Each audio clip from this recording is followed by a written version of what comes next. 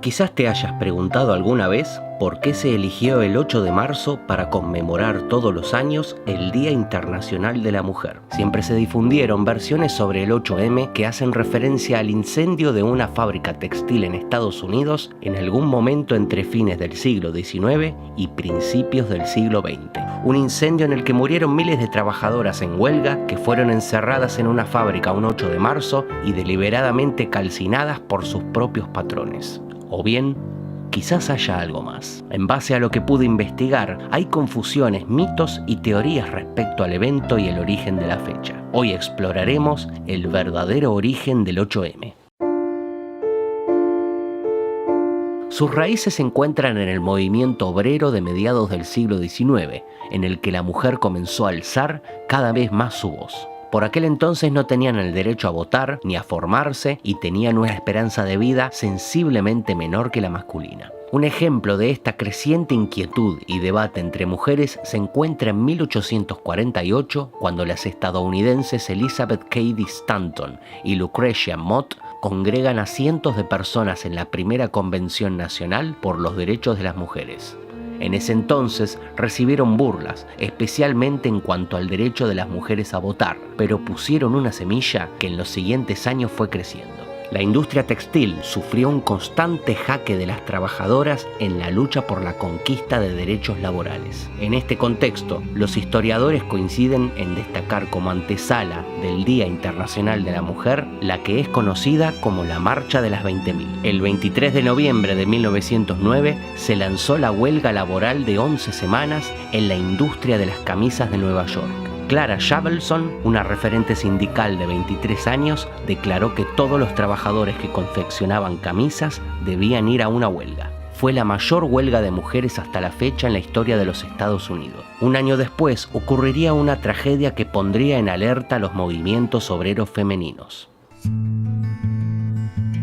Es cierto, existió un gran incendio en una fábrica textil de Nueva York. Sin embargo, ese día las trabajadoras no estaban de huelga. El incendio se debió a la negligencia de sus dueños y su nulo interés por el bienestar de su personal. Los dueños, de hecho, estaban adentro del edificio en el momento del incendio. Sobrevivieron gracias a que lograron escapar de las llamas y llegar al techo, acorde a Rose Friedman, una superviviente que logró subir al techo junto con los dueños. La fábrica ofrecía servicios tercerizados muy económicos a grandes empresas textiles. En la Triangle Shirtwaist Factory, la mayoría eran mujeres de entre 14 y 30 años de edad. Eran inmigrantes en su mayoría de familias italianas, judías o ucranianas. Aproximadamente a las 4:40 de la tarde del sábado 25 de marzo de 1911, un fuego voraz se encendía en el 8º piso.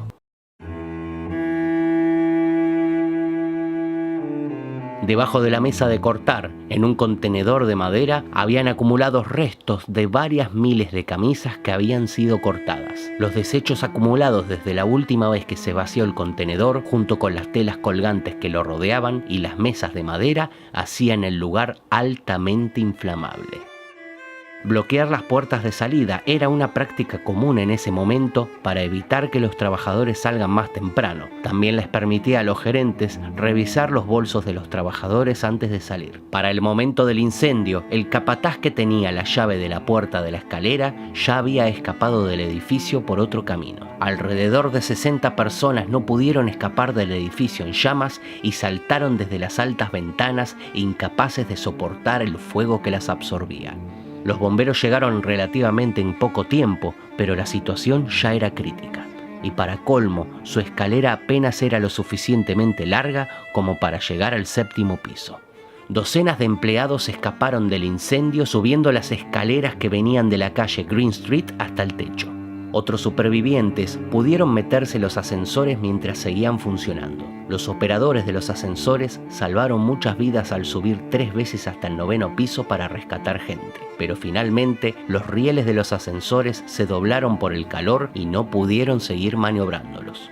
Algunas víctimas abrieron las puertas del ascensor y saltaron al hueco vacío. Trataron de deslizarse por los cables o aterrizar en la parte superior de las cabinas, pero el peso y los impactos de estos cuerpos deformaron la cabina del ascensor e hicieron imposible otro intento de los operadores. Los empleados, aterrorizados, se amontonaron en la única salida de incendios que quedaba. una estructura de hierro muy débil que pronto se retorció y colapsó por el calor y la sobrecarga.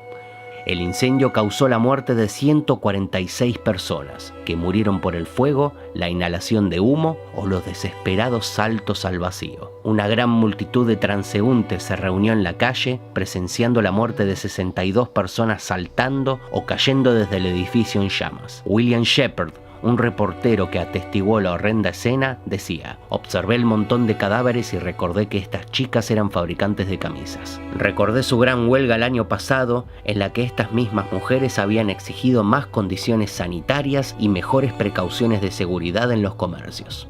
Estos cadáveres fueron la respuesta. Los dueños fueron juzgados por homicidio involuntario y negligencia, pero fueron absueltos en el juicio. En 1913 recibieron una demanda civil de los supervivientes y familiares de víctimas y pagaron indemnizaciones de $70 por víctima. Ese mismo año, uno de ellos fue arrestado por nuevamente cerrar las puertas de salida de otra de sus fábricas. Tan solo fue penado con la multa mínima de $20. Rose Friedman se convirtió en una defensora de la seguridad de los trabajadores durante toda su vida. En las décadas posteriores, la conmemoración de esta tragedia fue una de las principales consignas de cada 8 de marzo, llegando a convertir a las mártires del incendio en símbolos de la lucha.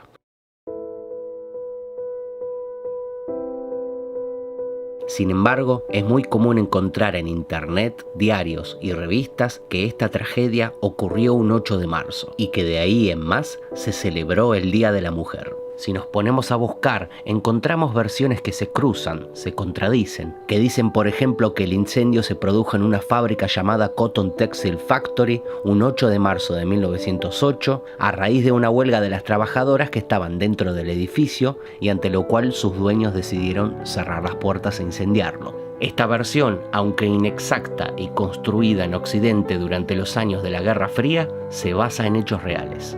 Hasta encontré artículos que dicen que en realidad el 8M estaba inspirado en una protesta de 20.000 trabajadoras realizada en 1857 en la ciudad de Nueva York. Pero tanto del supuesto incendio de la Cotton Textile Factory como la protesta de 1857 no tienen ningún registro documental, como sí lo hay en el incendio de 1911. No estamos diciendo que no se conmemore o no tenga que ver el incendio de 1911. El Día de la Mujer se venía dando todos los años y a partir de este evento pasaría a ser una consigna central en la lucha.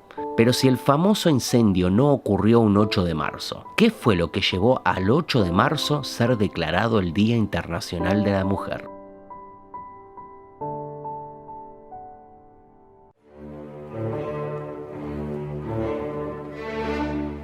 Posterior a la histórica marcha de las 20.000 en 1909, irrumpe en escena una mujer que pasaría a la historia como la impulsora del Día de la Mujer Internacional, la referente socialista alemana Clara Zetkin. Zetkin sugirió la idea de conmemorar un Día de la Mujer a nivel global en 1910 en la Conferencia Internacional de la Mujer Trabajadora en Copenhague, Dinamarca. Su propuesta fue escuchada por un centenar de mujeres procedentes de 17 países y aprobada de forma unánime, aunque todavía sin una fecha concreta. El consenso general era que se haría el último domingo o la última semana de febrero. Formalmente, en 1910 se llevó a cabo el primer Día de la Mujer Internacional, un año después, reuniendo a más de 1 millón de personas en Alemania, Austria, Dinamarca y Suiza. Con el estallido de la Primera Guerra Mundial en 1914, la mayoría de los intentos de reforma social se detuvieron, pero las mujeres continuaron marchando y manifestando todos los años. Así fue que en las organizaciones nucleadas en la Segunda Internacional Socialista comenzaron a tomar ese momento del año como una jornada de protesta en todo el mundo.